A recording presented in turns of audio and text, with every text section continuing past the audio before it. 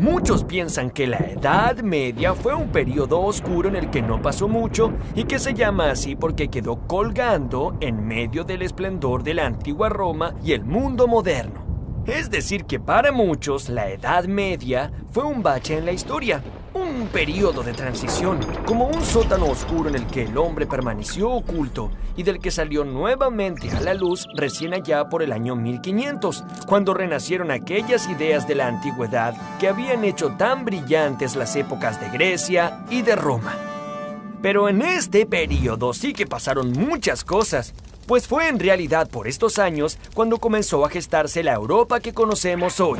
España, Francia, Italia, Alemania, Gran Bretaña, los Países Bajos, toda Escandinavia, Austria, Hungría son descendientes de aquellos famosos pueblos bárbaros que ocuparon estos territorios luego de la caída del Imperio Romano. Durante los 10 siglos de la Edad Media, estos pueblos se convirtieron en reinos y le dieron forma a Europa, referencia fundamental de la cultura occidental. Los francos. Allá por el siglo V después de Cristo, pueblos bárbaros provenientes del centro europeo acosaban la estabilidad del Imperio Romano. ¿Recuerdan? Sí, claro. Muy bien, entonces también recuerdan que fueron los bárbaros germanos quienes finalmente en el año 476 entraron y destruyeron a Roma por completo. Bueno, pero estos grandotes germanos no eran un solo pueblo, sino que estaban subdivididos en un sinnúmero de fracciones que siempre luchaban entre sí. Los lombardos, los vándalos, los godos, los visigodos, los borgoñeses, los sajones y especialmente un grupo de pueblos que lograron destacarse entre todos estos: los francos. Estos personajes rústicos, fuertes y muy guerreros venían de tierras cercanas al río Rin en la actual Alemania. Los francos tuvieron una gran ventaja. De su lado nació un hombre que era un líder por naturaleza y que jamás se dejaba vencer. Ese hombre se llamó Clodoveo. ¿Y saben qué? Comenzó a liderar a su pueblo con tan solo 16 años. ¡Ah! ¡Mocoso engreído! ¿Mocoso engreído? ¡Ja! Verás, en el año 481 llegó a ser el primer rey de todos los francos. Y bajo su mando, los francos se extendieron desde su patria, luchando contra todos sus vecinos y conquistando la mayor parte de la antigua provincia romana de la Galia, o sea, la actual Francia, que tomó su nombre de estos fuertes guerreros. Clodoveo gobernó desde la incipiente ciudad de París. Luego se casó con una bella princesa del pueblo de los borgoñeses llamada Clotilda. Pero resulta que Clotilda había abrazado la religión cristiana, cosa que no agradaba mucho a los rústicos francos. Parece que Clotilda le habló y le habló y le habló.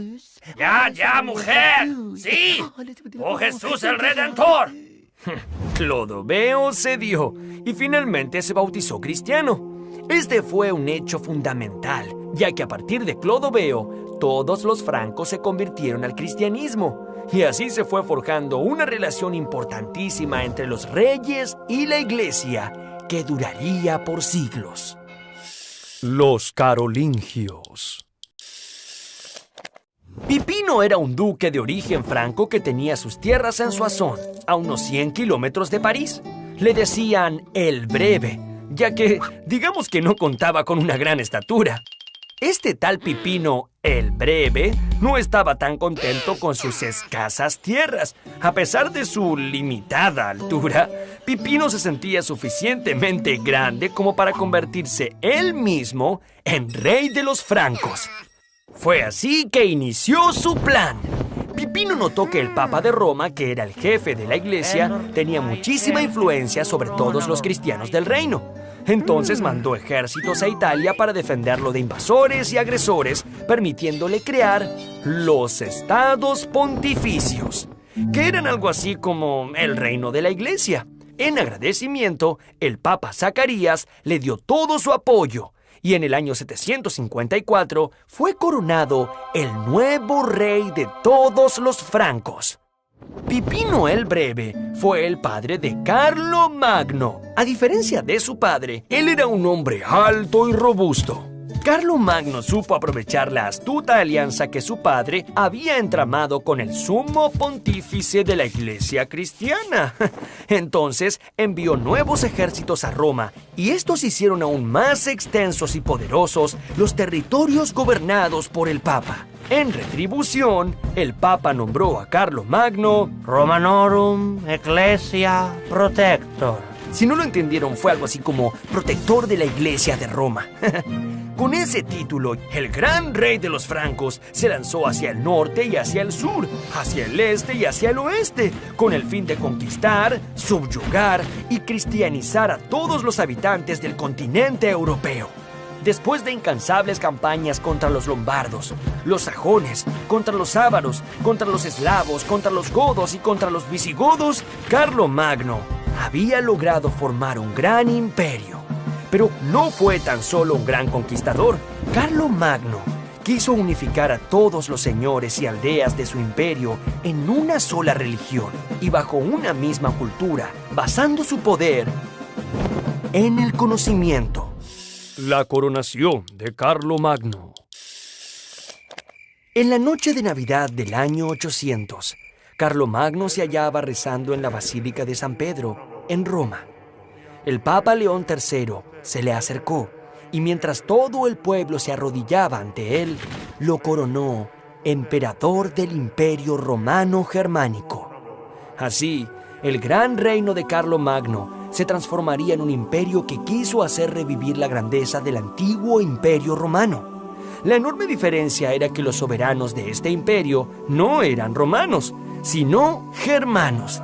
Sí, aquellos mismos que siglos antes habían destruido a Roma, pero que ahora, con sus estratégicas alianzas con el Papa, habían decidido cristianizar y volver a unificar a toda Europa. Para mostrarle sus respetos al nuevo emperador, enviados de todo el mundo llegaron a la corte de Carlo Magno. El gran príncipe musulmán de Oriente, Harún al-Rashid, le envió preciosos tesoros y, escuchen esto, hasta un elefante. ¡Arre, holgazán, arre! La inteligencia, la fuerza de voluntad y la superioridad con la que gobernó Carlo Magno destacó a toda una época. Pero, desafortunadamente, todos estos logros estaban atados a su propia personalidad y se disolvieron poco después de su muerte. 14 años después de su coronación, en el año 814, el imperio fue repartido entre sus 3 nietos y pronto se descompuso en los reinos de Alemania, Francia e Italia. Las escuelas creadas por Carlo Magno decayeron y el arte de leer y escribir se mantuvo aislado en algunos monasterios dispersos. El Sacro Imperio Romano de la nación alemana, la gran obra de Carlo Magno, no perduró por mucho tiempo. Y en los siglos posteriores, Europa volvió a caer en guerras e invasiones incesantes que imposibilitaron cualquier esfuerzo de unidad y crecimiento común. Que fue el principal objetivo de Carlo Magno, sigue siendo hoy uno de los principales anhelos de todos los estados que componen a Europa en la actualidad.